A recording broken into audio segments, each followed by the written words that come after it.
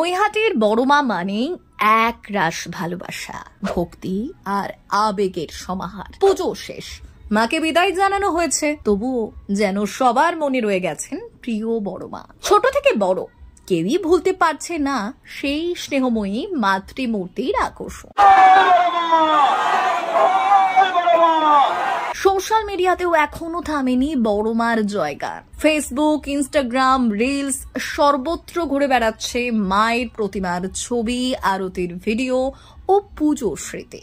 যেন ভক্তরা বিদায়ের পরও মাকে নিজের কাছেই ধরে রাখতে চাইছেন। পুজোর প্রথম দিন থেকেই বিভিন্ন প্রান্ত থেকে অসংখ্য মানুষ এসে মায়ের দর্শন করে। প্যান্ডেল থেকে প্রতিমা পর্যন্ত ছিল আলোর ঝলকানি, ঢাকের শব্দ আর ভক্তিময় পরিবেশ। বিদায় বেলায় চোখে জল, হাতে ফুল, ঠোঁটে প্রার্থনা, এভাবেই মাকে বিদায় জানালেন সকলে। বছর ঘুরলে আবার বড়মাকে ঘিরে শুরু হবে আনন্দ উৎসব। ভক্তদের জানিয়ে রাখি, আগামী কালী পুজোর অমাবস্যা তিথি শুরু হবে 8ই নভেম্বর রবিবার বেলা 11:27 এবং শেষ হবে 9 নভেম্বর বেলা 12:31। নিশ্চিত রাতে রাত 11:39 থেকে 12:31 পর্যন্ত হবে কালী পুজোর শুভ সময়। বড়মার আগমন মানেই আবার এক নতুন আশার আলো, নতুন আনন্দ আর এক অগাধ ভক্তি স্রোত নৈহাটির বুকে।